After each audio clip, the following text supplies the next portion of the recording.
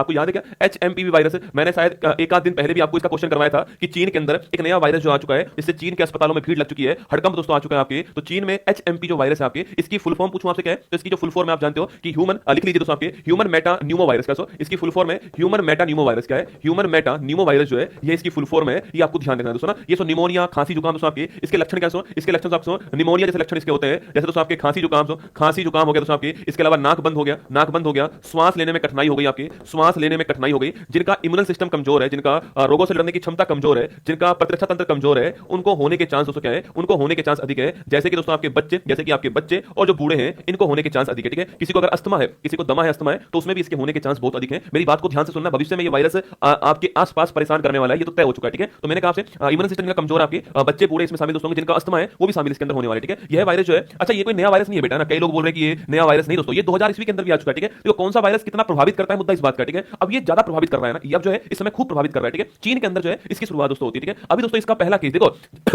जब तक भारत में कोई भी केस नहीं मिला, तब तक दोस्तों इसमें समस्या ये थी कि आपके इसमें कोई प्रॉब्लम नहीं थी कि भारत में कोई भी केस नहीं मिला। ठीक है? अब भारत में केस इसका मिल चुका है। ठीक है दोस्तों? भारत में इसका केस मिल चुका है। और भारत में इसका जो पहला केस जो है वो बंगलुरु के अंदर एक आपके बच्चे के अंदर केस मिला है। ठीक है? बंगलुरु के अंदर एक बच्चे के अंदर जो है इसका केस मिल चुका है, पहला केस।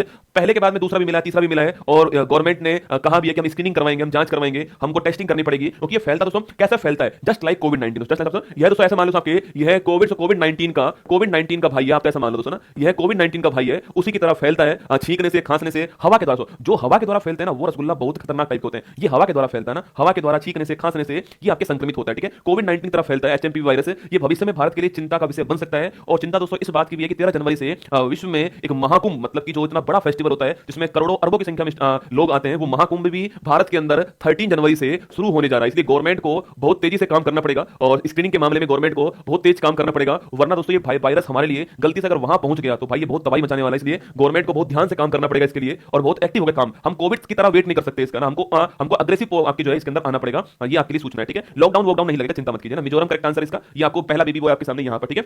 चलिएगा। हाल ही में भारतीय वायुसेना में अपना 92वां स्थापना दिवस कब सेलिब्रेट करा? अरे 92वां स्थापना दिवस पहली बात तो कब होता है आप जानते हो कि कब होता है? आपके 8 अक्टूबर को होता है। ठीक है? अगला पॉइंट कहां पर किया सेलिब्रेट? चेन्नई के अंदर किया था। ठीक है? देखो, एयरफोर्स ने चेन्नई में किया, नेवी ने आपका ओडिशा पुरी के अंदर किया। ठीक है? और जो दोस्तों जो जिन बच्चों के एग्जाम है ना, जो 8वीं 9वीं के बच्चे रसगुल्ला, वो ये सोच रहे हैं कि बढ़िया कोविड-19 बढ़िया लॉकडाउन लग जाए, एग्जाम ही समाप्त हो जाएंगे, चप्पल मारूंगा फेंक कर, चुपचाप घर में बैठ के पढ़ाई करो तुम लोग। एक तो दोस्तों पता नहीं हमारे टाइम में सर्दी की छुट्टी क्यों नहीं होती थी ना, तो हमारे टाइम में, अब देखो आप राजस्थान में सर्दी की छुट्टी एक्सटेंड कर दी है ना, और बढ़ा दी 10 दिन 5 दिन के लिए। हमारे टाइम भाई साहब सर्दी की छुट्टी खत्म होती है, स्कूल चालू। ठीक है? तो पता नहीं दोस्तों हमारे साथ क्या इनकी समस्या थी, भगवान जाने। और फिर ये अब सोच रहे हैं कि दोबारा लॉकडाउन लगेगा ना। कई दोस्तों, कई तो ऐसे महानुभाव है जिनकी 7वीं 8वीं क्लास कोविड-19 ने पार करा दी। ठीक है? नवी उन्होंने खुद पार कर ली, अब 10वीं क्लास में उम्मीद लगा बैठे हैं कि इस बार जो है HMP वायरस पार कराएगा। ठीक है? अरे पढ़ लो चुपचाप ना। चलो आगे बढ़िएगा। आगे देखिए, वर्ष 24 के साहित्य के नोबेल पुरस्कार के लिए चुनी गई